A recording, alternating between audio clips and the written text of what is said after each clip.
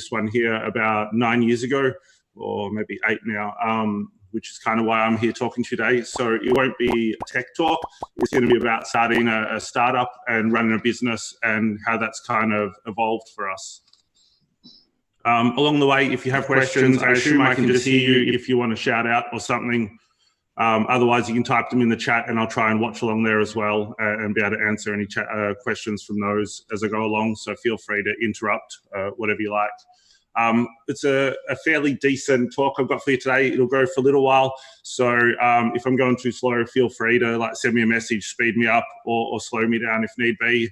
If you just start walking out, I'll notice and then I'll know, switch the gears a little.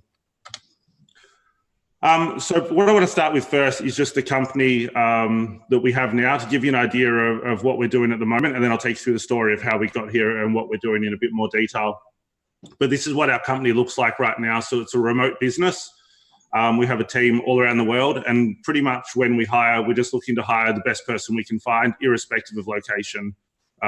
You all, I assume, are developers, so you don't need to be in an office to do your job. You can do it from anywhere, and I think that's something worth embracing as a company, and I'll talk more about that.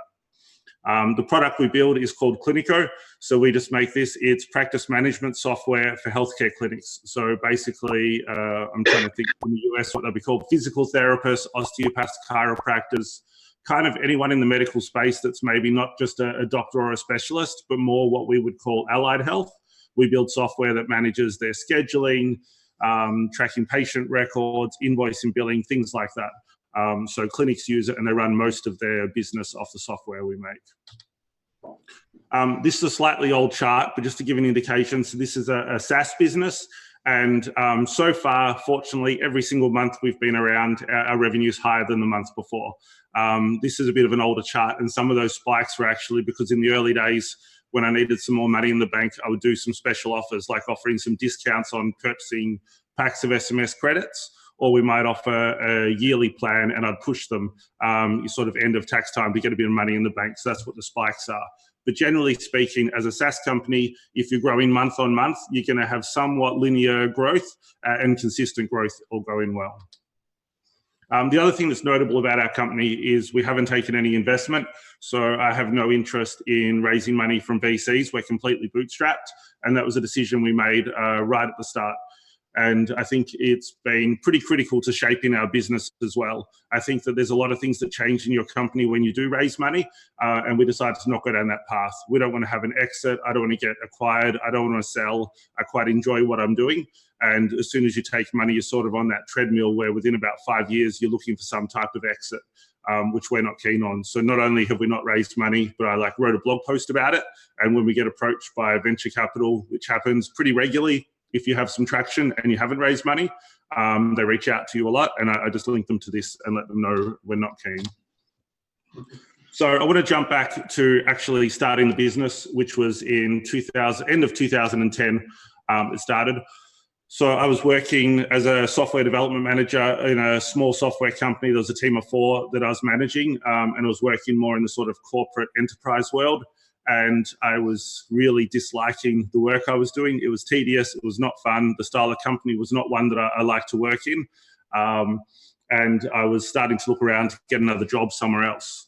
About the same time, we were also living in a pretty rundown house, and we decided we were going to do a renovation on the house. So we took a loan from the bank for a chunk of money that we could renovate our house with, because we'd kind of decided, and this is me and my partner, we decided that if I was working in a job I didn't like, at least we could have a nicer place to live in at the end of the day. So we got approved for the loan. And around the same time, I was looking for work and getting rejected, applying from a lot of places. And then we kind of realized with the approval of the loan that now we've got this money coming to sit in the bank account. It didn't look quite like that, but money coming to sit in the bank account. And if we wanted, I could actually quit my job and live off that money for a year and try and build a software product, which I was keen on. So like any other developer, I thought I'm going to build some developer tools. So I'm going to build some task management for developers or something like this. And my partner, who's an osteopath, wouldn't have a bar of it. and was not going to let us take the money for our renovation and go and put it into a tool like that. So she agreed that if I actually built software in her industry, if I built this practice management software, which she knew there was a big need for, then we could use the money for that, which is kind of what we did. So I ended up just quitting my job and just sitting at my desk, morning to night, and started programming away to start to build the product and get something ready to launch, knowing I had about a year's timeline before that money would run out. So I kind of need to build something and get it profitable enough to live off within a year was the goal. So we started this company called Red Guava, although at the time the logo looked like this one here. This logo, which our current one, is the designer that we hired later that helped us out. This one I did off, I think it was 99 Designs, where you do the design competitions, and it cost me like, $200 or something to get a logo done. So going back to that point of starting a company, and I had a bit of money in the bank, here's some of my initial costs. Now, this is in Australian dollars, which is probably like, if you look at $1,000 and you're going to convert it to US, we're probably talking about 650 to 700 US dollars to give you a relative conversion for it. So creating the company probably cost me, around $600. And this is actually the sort of legal setting it up. And then it cost me about, $350 US yearly for accounting fees and things like that. I got trademarks done right away because I wanted to protect the name for our product. So that was about 1,500 US. Set up a post office box because like some of these things required me to have a post office box. I needed an address to get up and running. And getting the logo created. I got some business cards done because that's what you do when you have your own company, right? You need some business cards to show that you're legit. And then also terms and privacy policy. I on that, and I got lawyers to create them bespoke for us because I knew that we were going to be dealing with medical information, and it was important to get those terms and privacy policy set up correctly. So that was probably $2,500 to $3,000 US dollars for that, and all in all, I spent about $7,000 US to set up this company. So I think the reason I bring this up is a lot of times we talk about building software and how the only thing you need to put in is time, and that's nice. But if you're actually going to have some success, you need to get set up properly. You're going to need a company. You're going to need some, terms of service, privacy policies, things like that. There will be an amount of money you need to spend to get up and running properly. So once I'd done all of that, here was the plan for Red Guava. So you can see up the top right there is Clinico. 20% of my time I'm going to spend building Clinico, this software product. I'll probably spend most of my time doing custom software development projects for people and a bit of time consulting. Not knowing if Clinico was going to be a success or not, and needing to actually bring some money into the company. As it went, this kind of ended up being the plan for what we did. And the way it kind of worked out was I started building Clinico, and then through some contacts I already have, I got offered some work, and I ended up doing a week of consulting at a pretty high price and hated it because I was so invested in building Clinico at the time that spending time doing anything else just felt like a killer and such a distraction. And even to the point where I think they were paying me like, maybe it was $2,000 a week or something, which is really good money when I'm blowing all the money in my bank account at the time. And they offered me another week's work, and I ended up rejecting it, even though I was, fast running out of money in the bank. I just knew that I had to spend my time building Clinico and not doing other things. And I think that part of the success in getting this up and running was that focus and was that getting rid of all distractions and just going all in on it.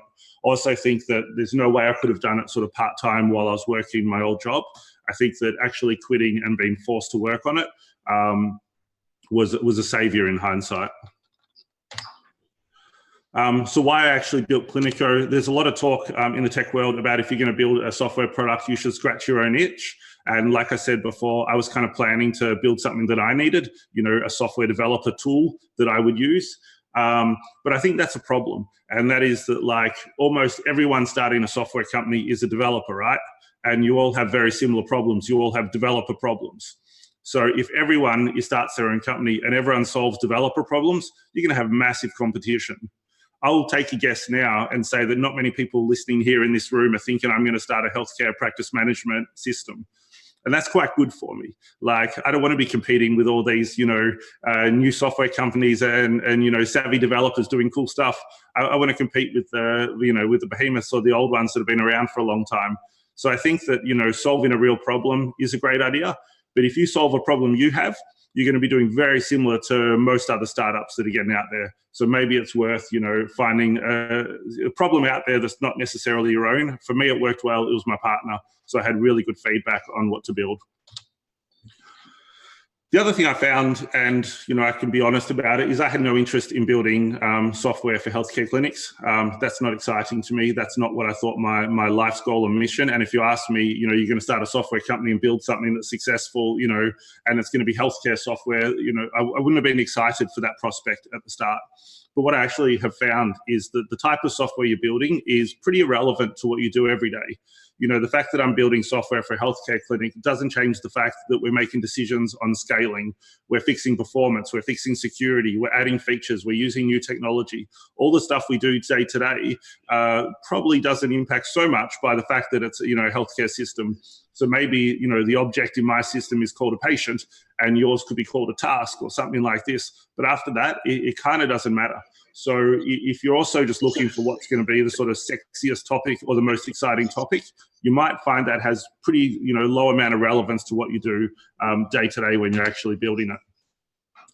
The other thing I found right at the start is that making plans early on, at least for me, were a bad idea, and that they were always more of a guess and often a bad guess. So some things that I guessed right away was that I had a 1-year runway before I ran out of money. And it wasn't really true. I ended up having a bit more than it. And this is maybe, not just that planning is bad in general, but maybe it's more that my planning is bad. But I kind of worked out that I need to have 100 customers to survive and to live off. So I need to get 100 by the end of a year because that's how much money I need.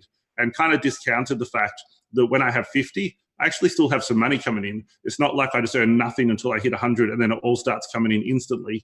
And honestly, I never even thought about it. I just thought I need to get to that 100 customers within a year. So as I started to bring some revenue early on, that runway started to kick out a little bit. But then I also realized 100 customers to survive was grossly wrong as well. So that was a very optimistic view where I looked at the average revenue a customer will pay, times that by 100, yeah, I can live off it. Now, probably others out there more savvy in business than me might realize that a business also has costs. And you can't just look at, the total number of customers, how much revenue, and say, fine, that can be my salary. So I think I ended up like that first 100 almost all went to cost. And then I needed to get to 200. So I actually had some in profit that I could use. The other thing I thought was that I'm just going to get people to use our software that don't have software yet. Getting someone to move from an existing system will be hard. I'm going to get people that are on paper. They're going to move across to my software. And then of my first, I think, 30 customers, every single one of them moved across from another system.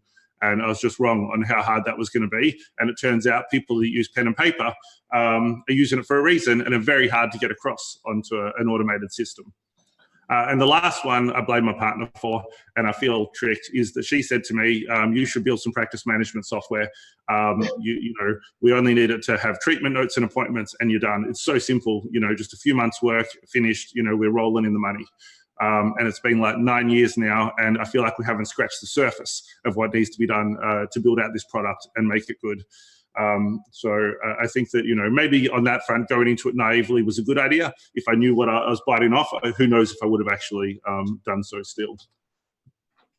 So when it came to actually building Clinico, so I started, like all good startups, in the room of my house. So this was our lounge room.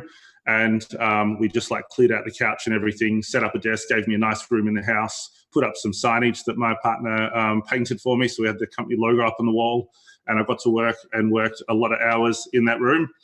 And then, when it was time for some downtime, which is important when you're working, a lot of hours, I would, get out a glass of wine and keep programming and working on the system.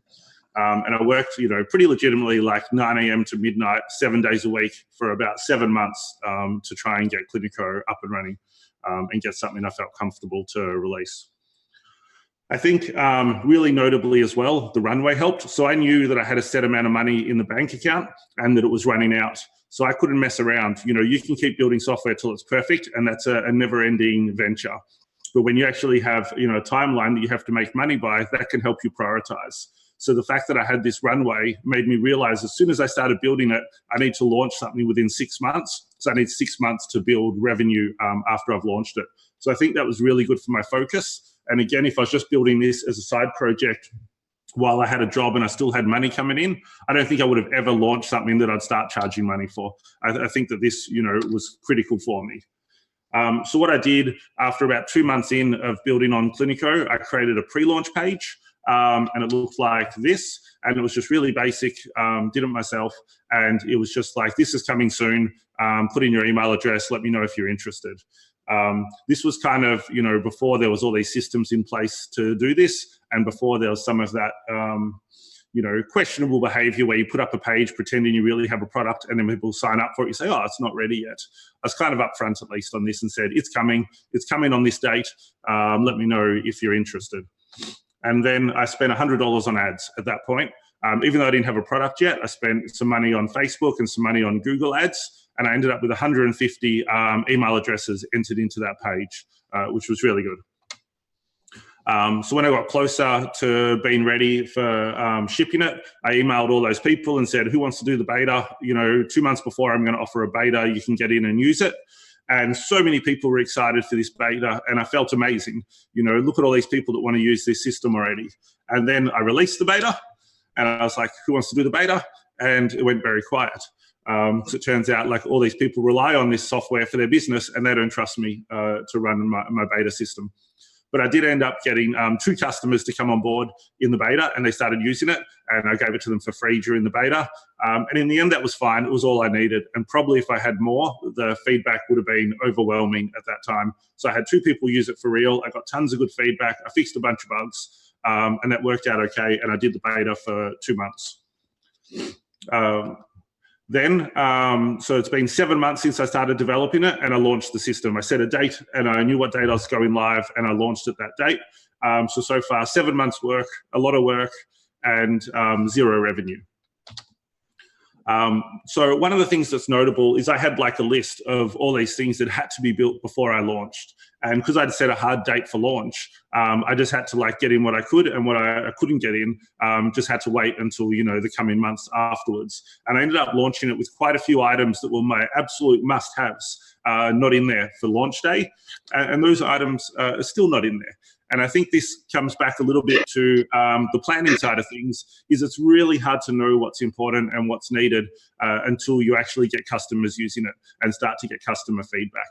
That was for me essential. And these things that I thought there's no way I go live without it has just not been an issue even till now. And there's other things we've prioritized above it. So I just think getting customer feedback early, again, really important. The other thing I did is some automation early on. So there's things that I didn't get in there at the start, but one thing like I did have in there was automated billing. I'd already set it up that people could enter their credit card and it automatically bills them monthly. Because I knew that doing this on my own, I had my partner, but she was really there for advice. She's not tech, she's an osteopath. So I was doing all the development. I was doing all the sort of sales marketing type stuff. I was doing all the customer support. That's busy time. I couldn't afford to be doing manual tasks as well and keep moving forward. So I did make sure to spend the time on automation. People could sign up themselves from the website. It wasn't manual from my side. They could automatically sign up and create an account. The billing was automated so I could charge them money. So these things I did get done before launch day, and I prioritized it to save my time later on. One other thing I decided with it is I'm not going to just like launch this thing for free and give it away and then flick the money switch later and start making my millions of dollars. Like I actually needed to bring in money to survive. So I started charging for the product from the day I launched it. So I had the 2 months of beta where I gave it for free. But even those people that were in the beta, they started paying the day that I launched and went live. I had my pricing up on the website, and actually it's the same pricing we still have today. So it wasn't even particularly cheap then. It was just the right price I thought people would pay for a system like this, and that was all in place on day one.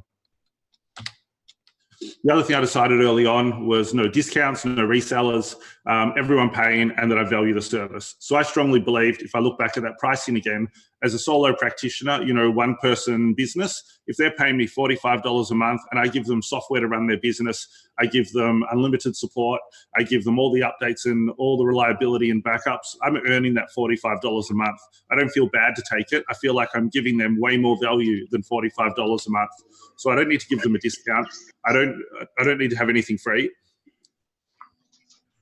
And I had a lot of contacts from people like affiliates and resellers, and I just didn't want to go down that path for a couple of reasons. I wanted to keep my prices cheap enough that there was not a big margin in it and my customers were getting good value.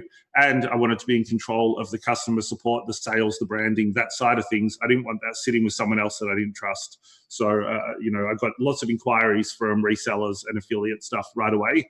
I guess when you launch software, somehow they find out about you and they reach out. But I really just didn't want to dilute our brand or have anyone providing bad support for our product. So after I launched it, I had 16 free trial signups on day one that all came from that pre-launch page. So I'd emailed people and said, we're live, and 16 people on that first day went and signed up. And then by the end of June, which was 3 days, I'd had 37 free trials. So again, just validating that pre-launch page and the $100 I'd spent on the Google ads and the Facebook ads to get some, activity there. At the end of the first month, that was 14 paying customers that I got from those 37 trials. And so that's almost $1,000, so in US dollars, almost $700 US coming in revenue in the first month. And, a SaaS company, so that's going to be a consistent revenue. My baseline was now $700 a month roughly at this point after the first month, which was better than I'd expected. But I also found that there was a bit of a spike right away with the new interest, and then it went down a little bit and then grew again. So after 6 months live, I was getting about $15,000 a month in revenue coming through. So again, maybe $12,000 US if my maths is working for me. And I was still burning the runway at this point. So again, I underestimated how much money I needed to actually be profitable, but it was going down slowly at this time. I'm just going to grab a sip of water. Does anyone have any questions at this point before I keep moving through? What about now, as far as your, it sounds like you did everything. So you got to yell. How about now? As opposed to I started talking to myself. It cut out a little bit. I heard, how about now? How about now with your and your accounting and like everything, all those business expenses and that sort of thing that you were doing? Are you still doing that yourself? I guess. No. I have so much help now that I like mostly I like deal with emails that I can never get on top of. But I work on still the product design and involved in features we're choosing to work on. I don't do development anymore, which saddens me. I probably haven't written code for more than a year. I would like to get back to that. But no, a lot of this other stuff now, mostly anything I can find that I don't need to be doing, I try to eliminate it because there's plenty I do need to do. So I need to try to drop off the stuff I don't need to do. Back on your cost slide, you listed you'd spent quite a bit of money on terms of service and some of that. I wonder what that was about. Yeah, so that was because we're going to be storing health records and I knew we needed to be protected legally. So that was just getting a lawyer to literally write up a terms of service and a privacy policy for us. It got us through at the start, but like later on, I kind of realized that I really hate strong legal writing, and we ended up redoing a lot of it ourselves to make it a bit more human readable and friendlier for our customers. But mostly I just wanted to be protected because I knew that we're going to be storing very important stuff in here. If it wasn't a health record system, I probably would have just grabbed like WordPress's open source terms of service and privacy and tweaked it myself. But I thought for us it was important. When you started your company, you didn't have as many features as you have today, but your pricing hasn't changed even though you're adding features. Is that correct? That's right. And I kind of regret it a little bit. I think that we're too cheap now, and I do want to put our price up soon. And now I feel like we deserve a big price jump, but we can't do that to our customers. So we're probably going to be underpriced for a while and put it up slowly over time. But you're right. I think that the price was fine, 8-something years ago. And frankly, what I launched 8 years ago was like a piece of crap compared to what we have now. And the price is the same. So I think that in hindsight, I should have done small incremental price increases over time. Do you deal with customers only in Australia, or are you international? We're in about 70 countries. Was a lot of this burn rate from hiring new people or other expenses? At this point, it wasn't. So I hadn't hired anyone at this 6 months. A lot of it was just that, as I saw, we had about 100 customers at this point, and I knew that this was working and it was exciting. So I was just putting all the money back into like Google ads, Facebook ads. I had like some services I was using, Zendesk for customer support. I had quite a few servers hosted to make sure it was really fast to compensate my kind of crappy coding I was doing at the time. When you're focused on just launching features and getting it working, it's not the best code you ever wrote. So, I was happy to throw more servers at it at the time than try to optimize my code. So I think that I was working a little inefficiently with the money, but I knew that it was growing and it was just worth, pushing it and trying to get ahead.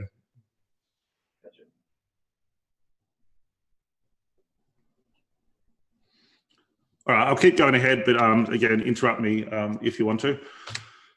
So there you go. I was spending $2,000 a month on advertising at this point, but I was measuring it pretty well. I was tracking all the sources through Google Analytics and making sure what I was spending was a positive return on investment.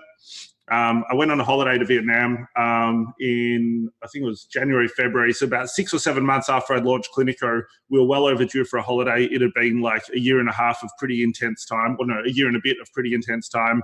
My partner was very keen for a holiday, so we decided we're going to go to Vietnam and spend a bit of our runway on a trip away as well.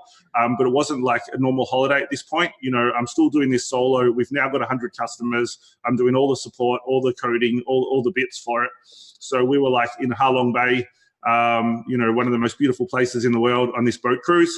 And I was, answering support tickets, fixing bugs, doing all the bits I needed to do. Fortunately, they had really good 4G there, so I could kind of work from anywhere. We went to this market where they make clothes custom. So I've got some Clinico shoes and Red Guava for the company shoes made. You can see I was pretty focused on the business at this point. I went to Singapore and I found a Hackerspaces shared workspace area and worked out of there for a while. You can see that the beard grows as part of the company as well. And then from there, it was about growing the business. So I reached a point, and particularly while I was away, where I realized that I can't do this all on my own. Trying to get, I was still trying to launch features regularly. I was getting more and more support. It was getting hard to do all the bits. So I put out a job ad that was, I want to hire a Melbourne-based Ruby on Rails developer for our company, and I talked a little bit about it. And then I had a job applicant that came in that said, hey, I'm interested in the job.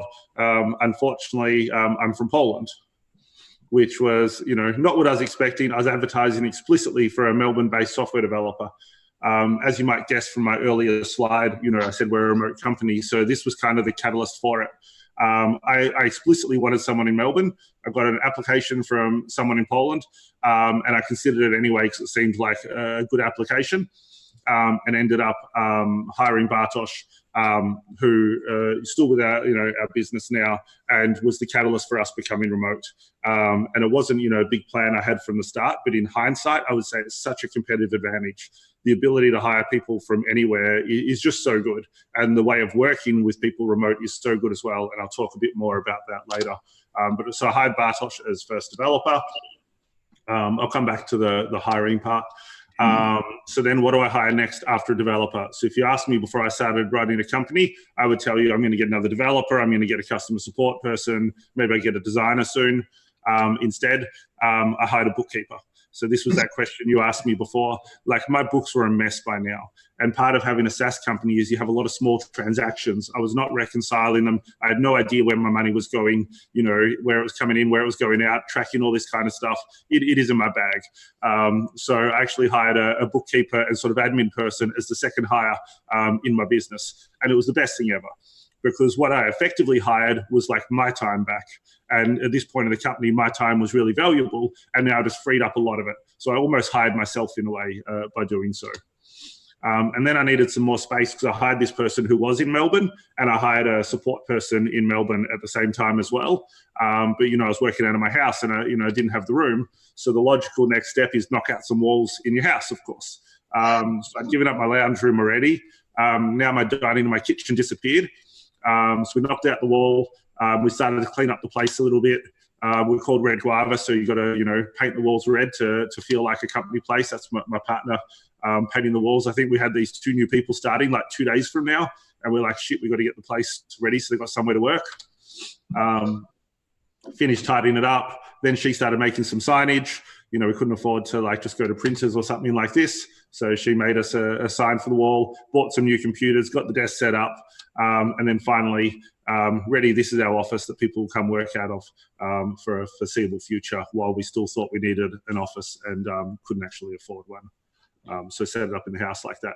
Of note, there's something really weird. Like, I think there's a lot of stories about startups coming out of someone's house or working out of the garage or something like this. And you hear all like the fairy tale good part about it. But it is really weird to have people working out of your house. And people, I don't think, talk about that as much. But like that picture you can see over there, that's one of the guys in the team, Jim, that's his desk over there. And you can't quite tell because it's just behind the chair. But like on his desk is a photo of his wife, which you do on your desk. But like he goes home at the end of the day. And this is my house. And then you have like people come to visit and like someone will be standing around and put their drink down. And I'm like, you can't do that. That's Jim's desk. We can't like, you can't be using that area. So there's just some like awkwardnesses that come with having people working out of your house like that. Also, I'm not a morning person. So most mornings people are in my house before I'm awake. And I'm like just, walking out of the bedroom in my pajamas, greeting the people that are already sitting in my room working away. So it did the job.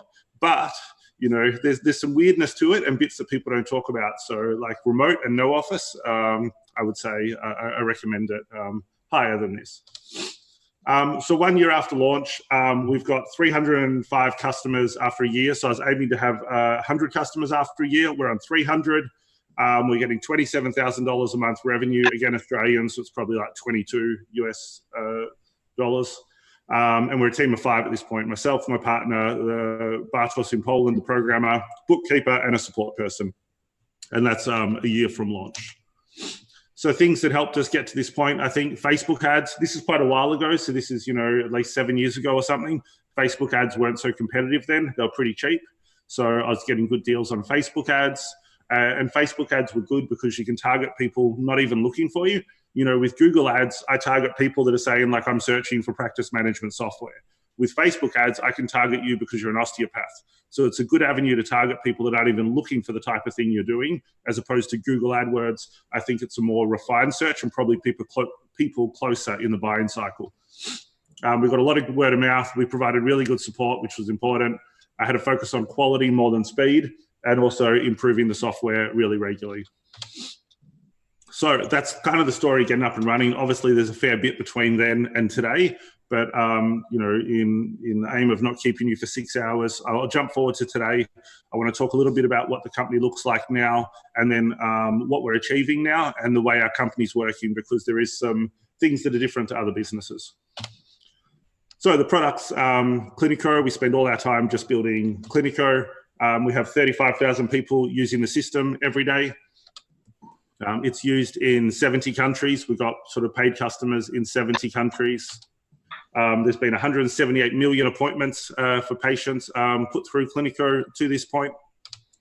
We get about 200 support requests per day. With those 200 requests per day, we're sitting at an 8-minute median response time. So our support team is really fast, and this is 24/7. So even though we don't have much coverage on weekends, that skews out the time a little bit. We're actually much faster than that during the day, but we do have support people globally as well. But again, we're not a huge team here. We're 34 people in the team at the moment. So I'm pretty pleased with how the support team is doing. We release 5 updates per day on average, and I'm talking development updates. So we're shipping to production at least 5 times a day, every day, while people are at work. So that could be, features, it could be bug fixes, performance updates, security fixes, all sorts of things. But, we're pushing to production 5 times a day. And I think part of that is we've had a real focus on the developer workflow and making sure that we can deploy to production while people are using it. We're probably getting something like 40,000 requests a minute hitting our server during peak times, and we can deploy right in the middle of that. It doesn't interrupt our customers at all. So we've worked on our deployment pipelines to make that happen. Also, we reduce code debt. We work on maintenance of the code so that it's more efficient for our developers to work on it. If you get an unwieldy code base, you're not developing fast anymore. So we spend that time to improve the code base as well as improve the software. And also, I think that our workflow is pretty simple for developers.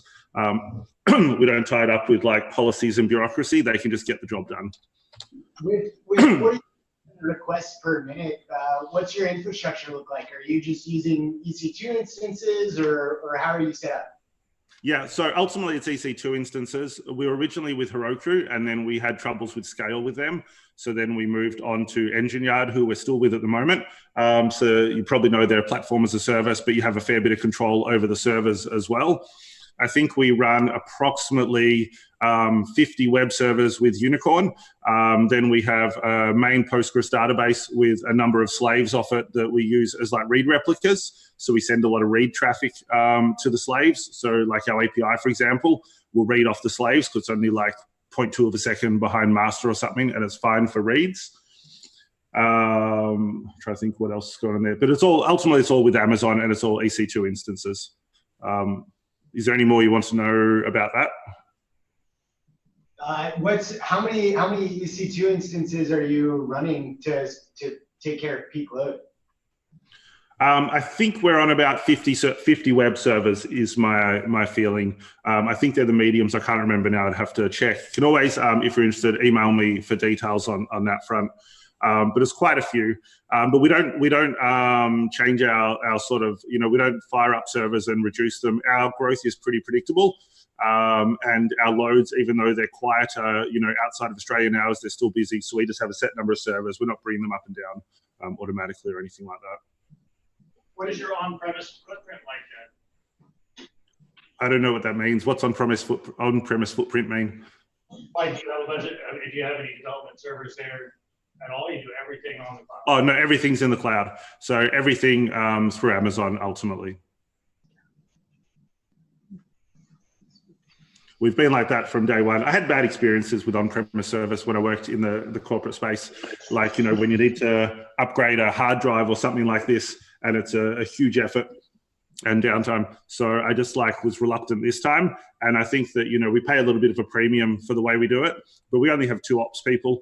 And I think we'd have a lot more if we could go cheaper computers, and we'd have more manpower and spend a whole bunch of time on it. And I'd like mostly, we're profitable and we can afford it. So I'd throw that bit of extra money at the servers for a bit of simplicity and ease for us.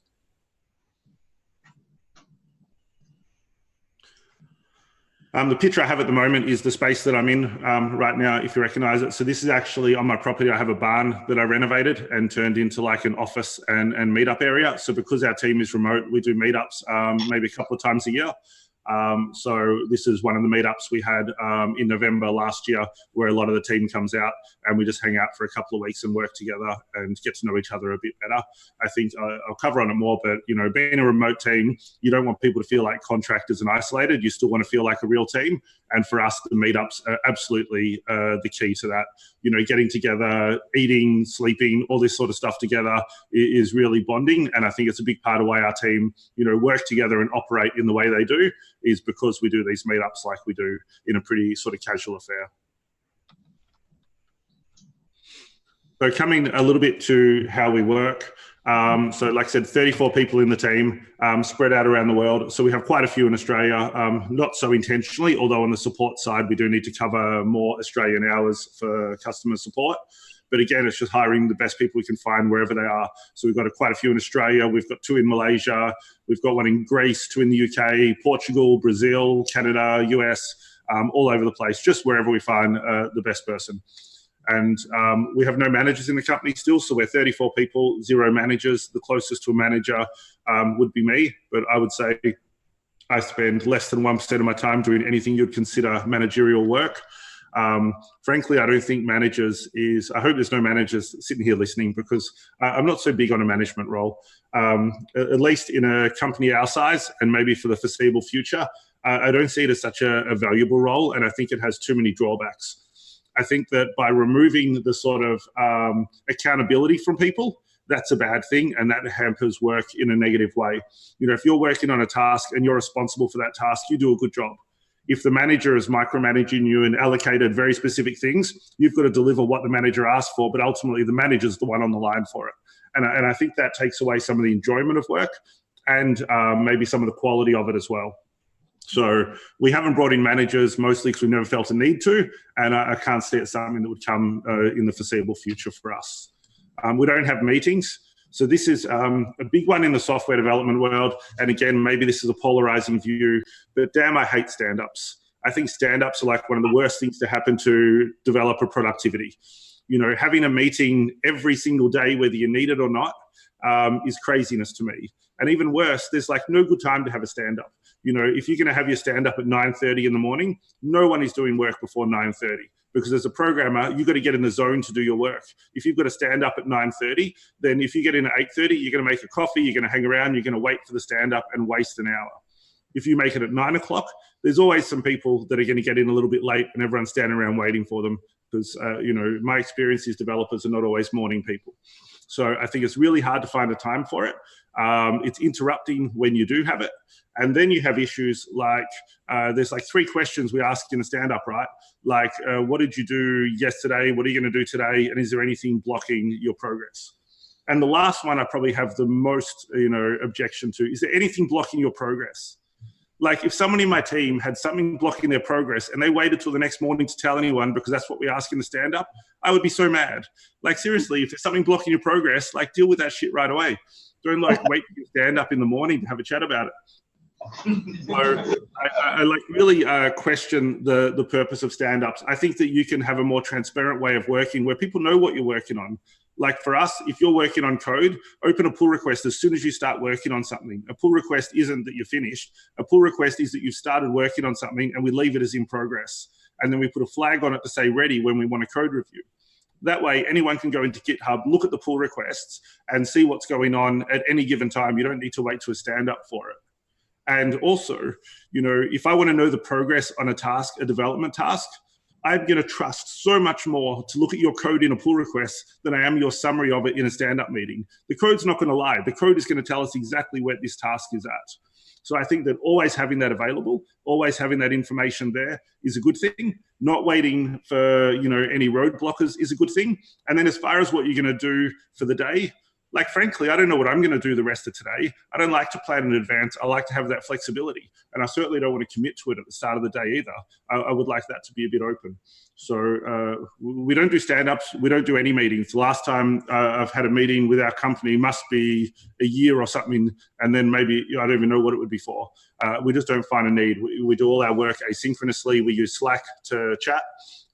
We do, you know, one-to-one video calls or a few people on a video call ad hoc if need be. But for the most part, we just avoid them. Our team work a 30-hour work week ideally. So we ask them to work a 30-hour work week roughly, but we actually don't even track hours, and I couldn't give a shit how many hours people are working.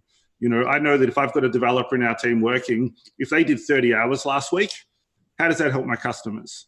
Like, my customers don't care less how many hours you spent working. If you launch some features and were productive, that's really useful to our customers, and that's good for our business. The hours you work are not. And I find it to be a funny thing where we're so hung up on hours. Any job contract or employment agreement you ever get is always going to spell out the hours per week you need to work, but not how much work you need to get done or how useful you need to be. Just the hours that you actually have to work. And you know, as a programmer, you sit at your desk for 40 hours a week. That's not 40 hours a week of work. And not because you've been malicious and not because you're lazy. You can't just sit at your desk at 9 a.m. and be super productive instantly, do it exactly for 8 hours and then switch off at 5 and be done. The way we're set up to work at the moment in an office and in a business doesn't match to what programming looks like.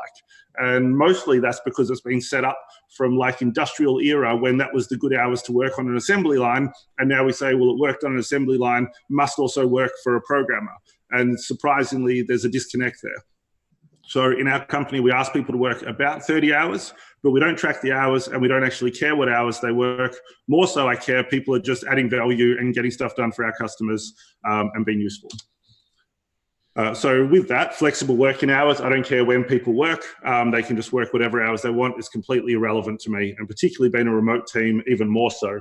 But if someone works, you know, starts early, starts late, you know, no problem. But I think people are doing that already. People are becoming more okay with flexible working hours. We take it further. I don't care if you work every day. I don't care if you work every week. Like, what I care is how you're doing over a year, how you're doing over 5 years. Maybe you have a bad year because something's going on personally, or you just had a kid, or something like this. Like, when you're looking long term and you're thinking big picture, people in my team, I want them to do great work over their career in our company. Not every single day. I couldn't give a shit every single day. But most companies are set up that if you're not going to work a particular day, you better have a good reason, or you've got to use up some allocated leave or something like this. But when you start thinking big picture and long term and start valuing the work that gets done, then I think the hours you do it in becomes a lot less relevant. You know, I don't want someone sitting at their computer for 8 hours in a day when they've got a headache and they feel like shit and they're not getting good work done. Like, that's not useful. Let them go relax, let them refresh and come back strong the next day. So with that in mind, unlimited annual leave. But again, this is a risky one because there's startups that have unlimited annual leave and it's a trap. And then when you take leave, they get mad at you. So ours is unlimited annual leave, but minimum 4 weeks a year. So don't be less than that. Take at least 4 weeks a year. But again, we don't track it and we don't care. I don't think, you know, heavily defining a day or a day on or a day off is even the best thing. Some days I just want to work a couple of hours in the morning and then I'm tired and I'm done. And that should be okay. If you're tracking everything so closely, you're defining this is a day on or this is a day off. And you can't take a small window of productivity and then leave the rest of the day because it doesn't match the system. So I think, again, moving the focus away from the hours worked has been good for us. So no funding, I mentioned it early on. The main thing I think with funding is, you know, when you're spending someone's money, you're working for them. So if you're spending a VC's money, you're working on growth. If you're spending your customers' money, you're working on like product development and customer support. And personally, that's what I enjoy much more. I don't want to be hiring salespeople. We don't have any salespeople. I don't want to be going down that path. I just want to build a really good product I'm proud of, support it well, make our customers happy. And I don't think you get to do that when you've raised money. So some key things, you know, to make this work. I know I've been going for a while now. I'll finish up shortly. So key things we do to make this work is hire really good people, give them all the autonomy, and then have transparency within the company. So to hire great people, hiring from anywhere is easily the biggest thing. You know, if I hire someone near me in Melbourne, I've got like this 20-kilometer radius where I'm going to hire someone within. And then how many really good developers are looking for work at the time I'm hiring that live really close to me, have the tech skills I want, all this kind of thing. I can tell you when we hire, maybe I'd get 5 applicants when I hire like this. Last time I hired for a developer job and I hire remotely, we had 450 people apply for our developer job when we listed it. That gives us an amazing, you know, group of candidates that we can choose from. And in the end, we just get to hire these exceptional developers because we've got so many people to choose from just by looking all over the world, which not surprisingly, there's like plenty of fantastic developers outside of Melbourne. You know, I was skeptical, but I found out it's true. There's people all over the place. So, you know, doing this alone, I think has been a huge competitive advantage for our company. And again, the difference with like a good developer and an average developer is pretty significant. So hiring these really good people has massive returns on your business. So we advertise in places that aren't so noisy. So like we work remotely, for example, used to be run by 37 Signals. It's a pretty good quality place to look for applicants. And if you're looking for a job, it's a pretty good place to look for remote work. I think good companies and good applicants kind of tend to gravitate to places like this. In Australia, we have a job site called Seek. You've probably got equivalent job sites in the US that are just these big, horrendous job sites that allow you to automatically send your CV to every job that looks anything like what you do.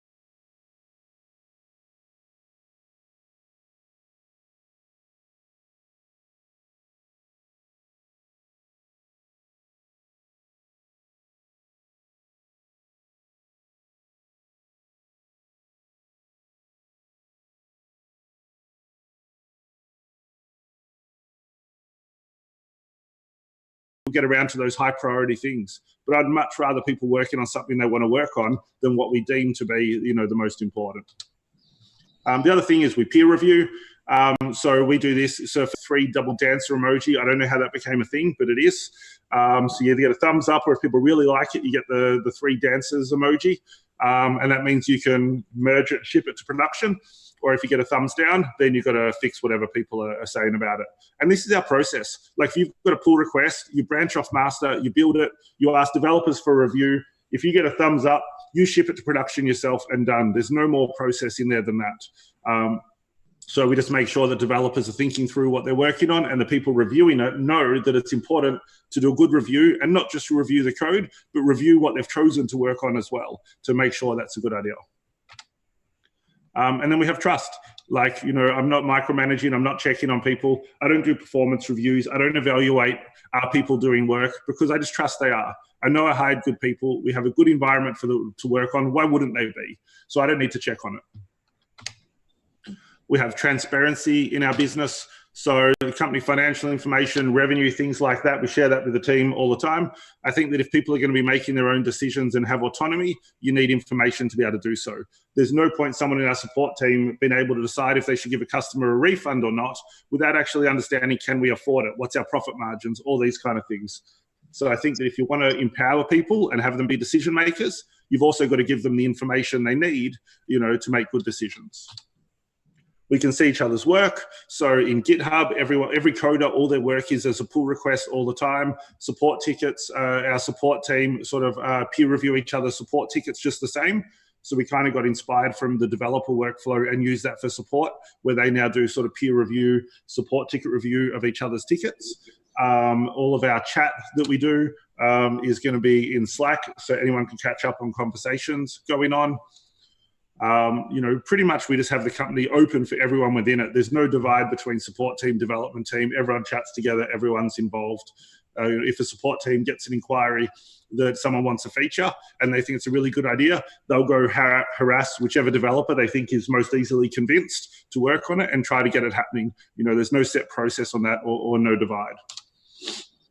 So that's all the stuff I have for you. I know it's quite a bit and I go through pretty fast. But basically what we started thinking about, and I got more cognizant of, is we do a lot of innovation on the products that we build, but also some innovation on how we build them could be there too. And I think that really for us, it's been a matter of considering what's working for us. Let's not try to do what Google does. We're not Google. Let's not try to copy Slack or whoever the newest fun one is, because they're very different businesses to ours. So let's just do what makes sense in our company, and let's not implement processes or rules until there's actually a problem we're solving with them. So I'm happy to answer any questions, and also you can find me on Twitter at that, or you can email me if you have questions later also. Yeah, Joel, I've got a question. So in this, if you're pushing code to production 5 times a day, how are you managing the customer experience of, like these minor and major milestones? How do you manage integrating that into, release notes? Like from a customer experience, obviously you don't want to barrage them with continual update. We just released this. How do you manage that? Sure. So we used to have a place on our forum where we had release notes, and we had developers writing a release note for everything they shipped, and customers could go there to check out all the updates. And we found no one read them because there's tons of updates that are not so important, and it just became noisy and it wasn't so useful, and it was taking a lot of our time and effort. So we kind of pivoted it now where every time a developer does a release, we have a changelog channel in Slack, and the developer has to post in the changelog channel. And it's really for internal benefit and mostly for our support team to know what's been changed. And they'll tag it as user visible, not user visible. So our support team know whether they need to care much for it or not. And then we have a person in our team now that kind of migrated from doing support or doing announcements. And she will watch that channel. And anytime something goes out that's user visible, she'll decide if this is worth an update or not. If it is, she might just do something to our community forums and maybe Facebook and Twitter, or maybe we use Intercom and she'll do an in-app message to let people know about it. Usually we'll do an in-app message if it could surprise them, or if it requires them to change their behavior in some way to use it. For example, if it was a new setting that you need to turn on to get the benefit from it, then we will do an Intercom message to let them know to take advantage of it. But if it's just something that's not so important, probably we won't make a big deal of it and we'll just post it maybe on our forum, or not at all if we don't think it's so relevant. So it kind of depends on the thing we're releasing. Got it. So is the person who does that, customer-facing communication, is she also responsible, for example, making sure that your customer-facing documentation is correct, or are the developers also responsible for that side of things? No, she does that as well as other people in our support team when they have downtime. I really like our developers, but having them do our customer-facing support documentation would not be the best for our customers, I would say. I think that our support team do a better job of writing friendly and clearly and laying it out. I didn't mean the developers writing their own documentation. I meant, was the same person responsible for making sure that it got done by the documentation team, or, I just wanted to see how there was. Sure. So the same person does do most of the documentation, but again, there's no set rules. So if a support person just finds a document out of date, they'll just fix it. They don't have to go through any process. But we do have one person now whose primary role is announcements and updating documentation on our support site. So she kind of does both.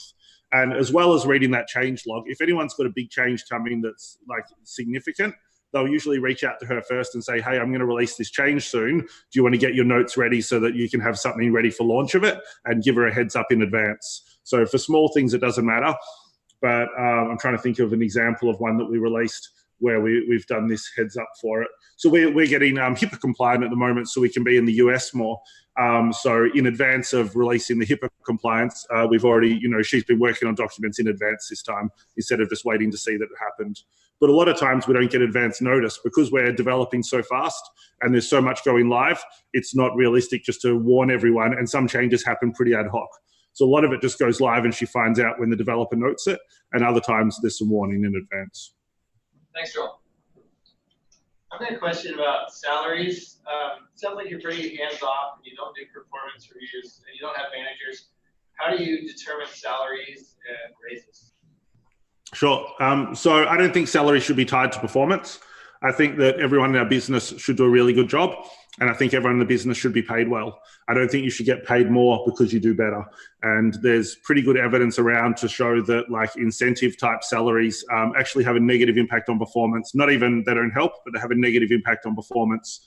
If anyone's interested, you could look up Daniel Pink Drive. There's a clip on YouTube about motivation and what motivates people and what can demotivate, and linking money to performance can demotivate.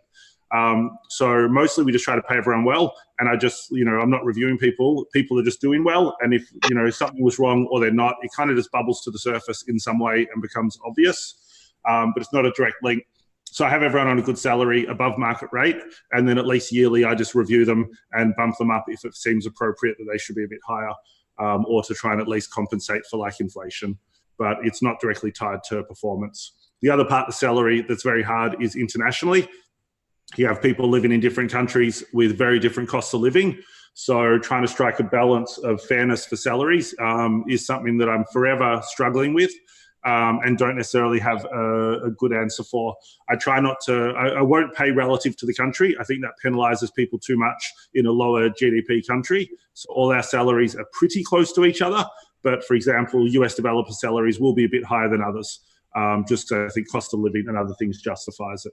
But they're pretty close, and mostly I try to pay above to compensate any mistake I make with it. Have you terminated anyone yet? Yep, so I think I've let 3 people go in total. 2 of them were very early on. Actually, when I hired Bartosz, first developer, I hired someone else at the same time, and I let them go within 3 weeks. They were much more focused on bringing in sort of new technologies and doing fancy coding than building out features. And being such an early company, I just needed to focus on getting, tasks done and not worry about, are we using the best tech, or is it, written in the best way? I didn't have that luxury at the time. What else did I have? I had a support person later on that I let go within a week that just was obviously not working out. But mostly when it happens, there's something that's gone wrong in the hiring process. And I always feel bad for the person that I let go in doing so, because, someone joining our company is a very big deal for them. And then when it doesn't work out, it's pretty shitty. So I try to learn when it happens and what to look for in the hiring. The only one that I've had different to that was I did have someone with us for years that in the end didn't work out, but they just, performance over a long period of time had declined a lot, and with a lot of conversations, we couldn't get it to work. So I decided in the end to not. But for the most part, we have 34 people, and I think we've had like 3 or 4 leave in total.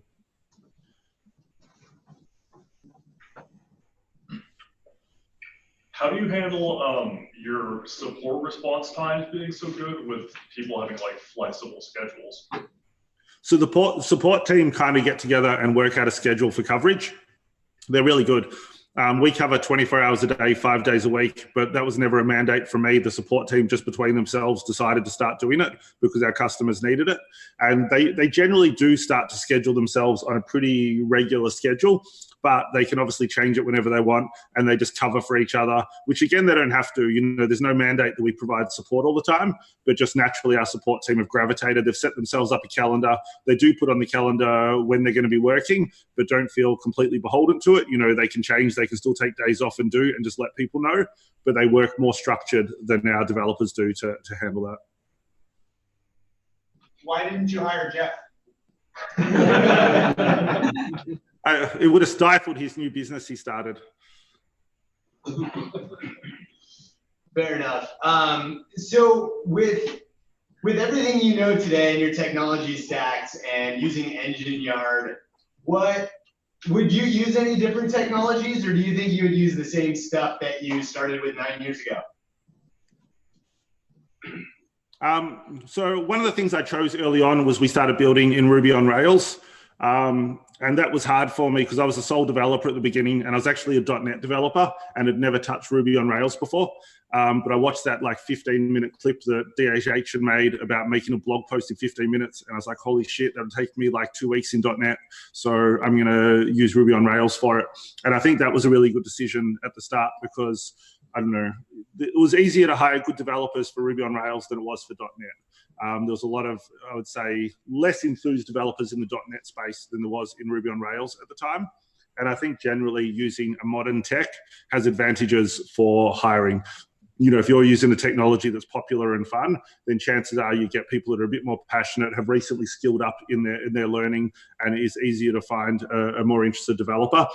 On the infrastructure side of things, we started with Heroku. We ended up having a lot of issues with Heroku. I don't know if any of you, sort of knew about the Rap Genius saga they had, where it turned out that Heroku's intelligent routing was not intelligent, it was random, and that they were reporting erroneously their queue times. So we had a lot of trouble at that time, and it was quite a disaster for us when we had to move off them pretty urgently. But that said, I don't regret the decision to go with them, because like when I started using Ruby on Rails, I had no idea how to deploy an application to the internet. And without Heroku, I never would have been able to. So it was like super easy for me, and it got the job done. And I think for the most part, your time is limited in building a business like this. So like if you can just use the simplest option, even if it's not the best, and spend your time elsewhere, like I was much better adding functions to my appointment calendar than I was trying to skill up on infrastructure and load balancing and things like this. So I kind of would just go for whatever is the easiest on that stuff, because it's not what adds value to your business. It's ticking a box to make sure it works well enough while you build out a product that's what really matters. I have a question. What's the most important thing that you've revised?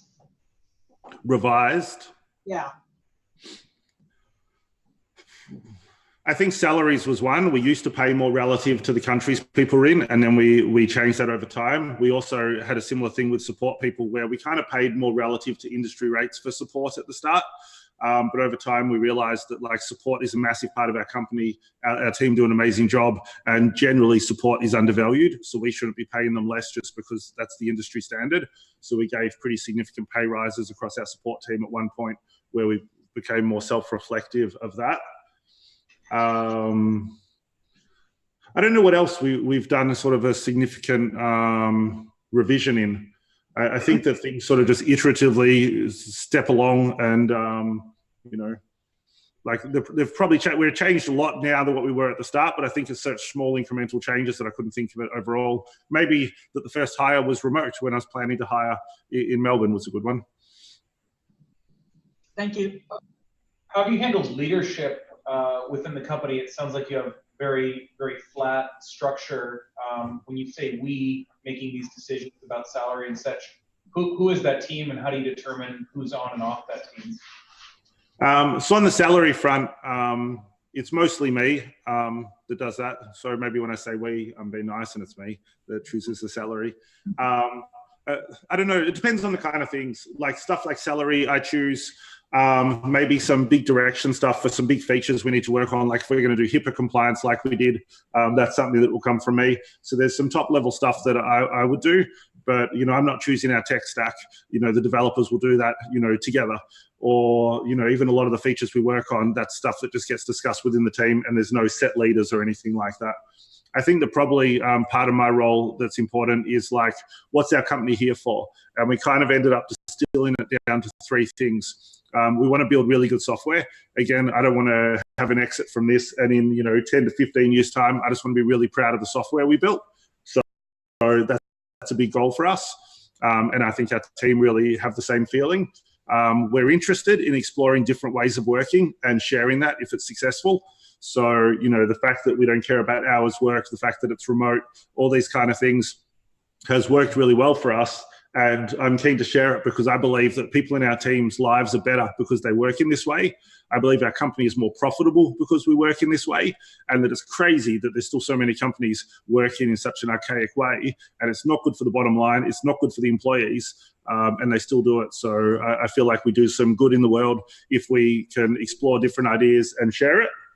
And then the other one is also we want to actually, make a difference in the world. So we donate 2% of all our subscription revenue to charity. In fact, we do a bit more than it. And we're working on some other things at the moment to build into the software. For example, letting our customers automate the planting of trees for every appointment they have, and even trying to build out some sort of carbon offset calculators for healthcare clinics to enable them to do some good in the world, as well as the stuff that we do ourselves. So we kind of have three areas: build great software, work in a hopefully a better way and share it, and then, do some good in the world. And I think that a big part of my job is communicating that part of it and giving people a reason to want to do good work in our company. So it sounds like you don't have a board and never will. Correct. Do you have any growth goals? No. So I would like to keep growing because, I like doing this and I like to pay our team their salaries. So growth is handy for that. But I'm not so focused on it. I want the business to be healthy. But to be frank, I started making as much money as I wanted 3-4 years ago. And I haven't increased the money I take out of the company or my dividends or anything in almost, maybe it's 4 years now. So I just started earning enough money, and money was taken off the table as a motivator. So from here, it's enjoying what we're doing, building a good product. We need growth because I want to give people pay rises and I want to look after our customers. But I've got no interest to sell this thing, or I've got no interest to, double our numbers in 2 years. I don't know. I couldn't give a shit for that stuff. I just happy that we're growing and doing the right things, and trust that, good stuff will come. What are you looking forward to in the next year at Clinico? I don't know. Things are all right at the moment. I think the day-to-day, our work life is good. Our product is good. Things are going well. I'm kind of happy with same again. I don't even know what we're going to work on next year. I don't look so far ahead. But I'm just kind of happy with how it's going. I feel like from my side, I've got to, when we need to hire, I've got to bring really good people into the team and make sure that they're all, got what they need to get good work done, and find out what happens. And it's, it's just enjoyable already. So I don't think there's anything crazy new. How about personally, what are you looking forward to in the next year now that you're not on call 24/7?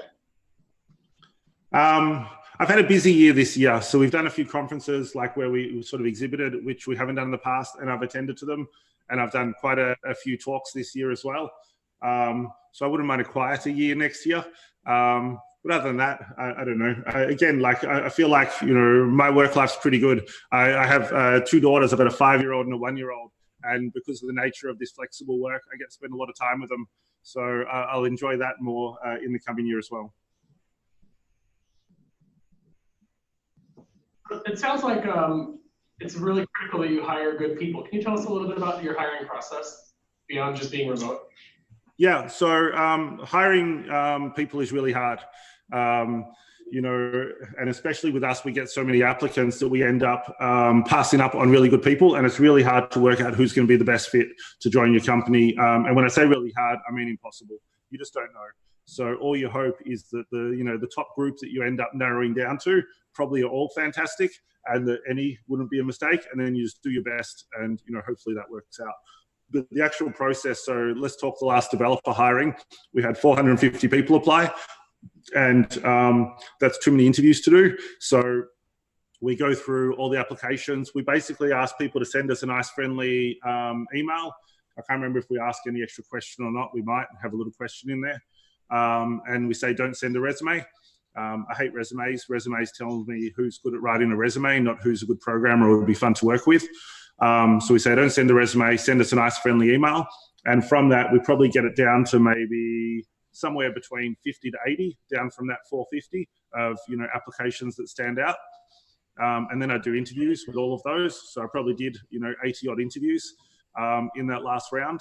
And I do a 10-minute Skype call with people. So I block out 2 weeks. I load up my calendar to a very intense 2 weeks of nonstop one-to-one chats, and do these 10-minute calls with people.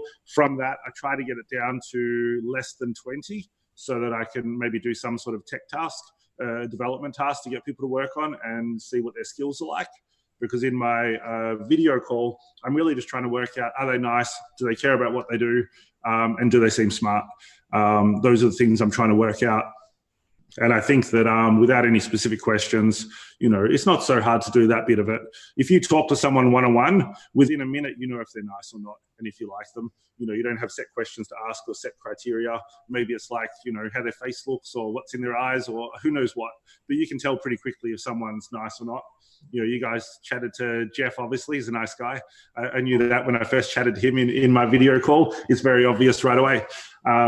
So try to work out that in those calls. And then after that, we'll go to some sort of tech task where we can compare tech skills and see what sort of developer they're like. Then maybe we get down to 5 or so from the tests, and then developers and other people in our team would also have quick calls with them to have a chat and give me feedback on who they like. And hopefully we narrow it down to the person to hire at the end of all of that. And usually I'm a bit flexible, and I've got the luxury to be on how many we hire. So last time I think we were looking to hire sort of 2 or 3, and we ended up hiring 4 developers in the last round, the ones that we felt like we couldn't turn away. Who looks at the applications? What was that, sorry? Who looks at the applications? Anyone that wants. So we have an application tracking system, and then anyone in our team can jump in and help. So I'll go through some and check them as many as I can, but other people in the team just help out. So they'll go in and they'll either reject them if they're obvious rejections, or if they're on, a maybe, they'll just put feedback like thumbs up, thumbs down comments, and then I can go through those ones and do, or someone else will go through those ones and help make a decision. But usually what we find is the ones that are, questionable at that time never make it to the end either. Usually the people that are quite good kind of get through pretty quickly at that stage. But it's just open to anyone in the team, and we'll often have like maybe 5 to 8 people that'll end up jumping in and helping out with those. Hey, thanks for answering all our questions. How much of a challenge is it to deal with the different countries with payroll, HR, that sort of thing? Do you ever make a decision based, well, we already got something set up in Angle, I couldn't hear entirely, but I think I got the gist enough. And it's not so bad. So everyone that's overseas from Australia is effectively a contractor. They have their own business. They send us an invoice once a month for 1/12 of their salary. So we have them on an annual salary rate, and we pay them 1/12 of it every month. So for all intents and purposes, they're an employee, but technically they'll be a contractor sending us an invoice monthly. People in Australia are actually a salaried employee because we can do so. And then our employment contracts are really simple. I think it's 1 page. We just did the bare minimum. Any work they do directly for us is owned by us, and don't be a jerk is pretty much the contract. If anyone needed inspiration for those things, I'd be happy to share our employment contracts we use. If you wanted to see it, you could email me or something.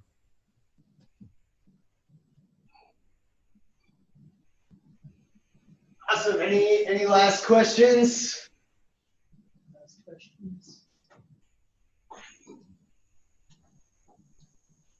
What time is it in Sydney right now? It is 2:30 p.m. currently. Awesome. Well, I'm going to use that as a segue to say thanks, Joel, for breaking up the middle of your day and also for taking a meeting when you don't take meetings. I'm also going to do a quick zoom around the room here. There's actually a bunch more people than you could probably see. So thanks for taking the time to speak to all of us. We've been enjoying beverages and pizza and your conversation tonight. Thanks again, Joel. Thank you all. And you got my Twitter and my email there. If people do have follow-up questions, let me know. Also, Jeff, I'll share my slide deck, even though it's not so detailed. I'll send you a link to that shortly. Awesome. Thanks. All right. Take it easy, Joel.